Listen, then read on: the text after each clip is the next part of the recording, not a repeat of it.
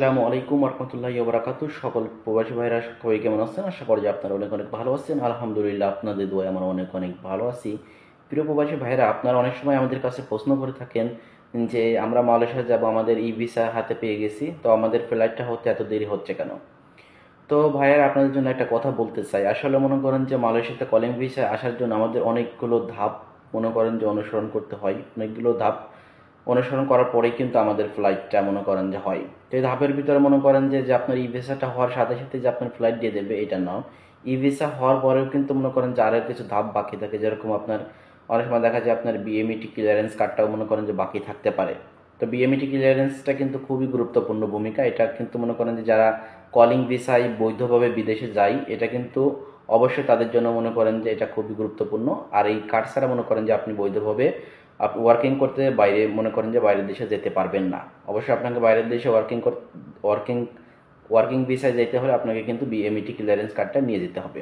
তো এই জন্য দেখা যায় অনেক সময় আপনার অনেকেই মনে করেন যে এই ভিসাটা খুব দ্রুত হাতে পেয়ে যান। হাতে পেয়ে যাওয়ার পরে কিন্তু ফ্লাইটের জন্য মনে করেন যে অপেক্ষা করেন যে আমার ফ্লাইট দিচ্ছে না কেন, এত লেট হচ্ছে না কেন। তো প্রিয় প্রবাসী ভাইয়ের আপনার জন্য একটা কথা বলবো, অনেক সময় দেখা যায় বিএমইটি ক্লিয়ারেন্স কার্ডটা মনে করেন যে হতে অনেক লেট হয়ে যায়।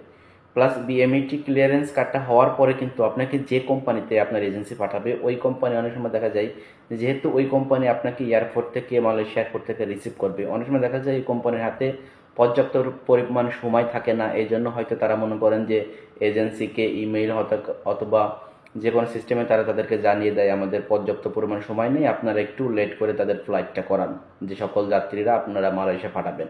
এমনটাও হতে পারে। তো এতে আপনাদের ঘাবড়ানোর বিষয় নেই যে আপনার ই ভিসা হওয়ার সঙ্গে সঙ্গে ফ্লাইটটা দেবে, এরকম নয়। এখানে কিন্তু ই ভিসা হওয়ার পরেও অনেক ধাপ বাকি থাকে, যেরকম আপনার বিএমইটি ক্লিয়ারেন্সটাও বাকি থাকতে পারে। প্লাস বিএমইটি ক্লিয়ারেন্সটা হওয়ার পরেও কিন্তু মনে করেন যে এখানে যে কোম্পানিতে পাঠাবে ওই কোম্পানির পর্যাপ্ত পরিমাণ সময় আছে কি না, তারা কি লোক পাঠানোর পরে রিসিভ করতে পারবে কি না, এই সকল বিবেচনা সকল সকল কিছু বিবেচনা করেই কিন্তু তারা মনে করেন যে আপনার ফ্লাইটটা কনফার্ম করবে।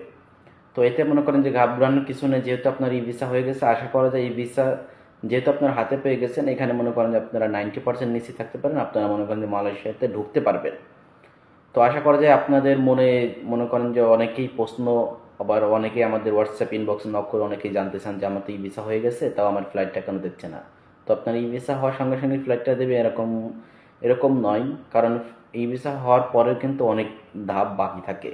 আপনার বিএমইটি ক্লিয়ারেন্সের ধাপটা বাকি থাকে। প্লাস তারা ফ্লাইটটা কনফার্ম করার আগে মালয়েশিয়া কোম্পানিকে ইনবক্স নক করে মনে করেন যে তাদের টাইমটা সময়টা জাস্টিফাই করে, যে তাদের সময় বা জাস্টিফাই আছে সময় আছে কিনা মালয়েশিয়া থেকে তাদের কর্মী রিসিভ করার জন্য।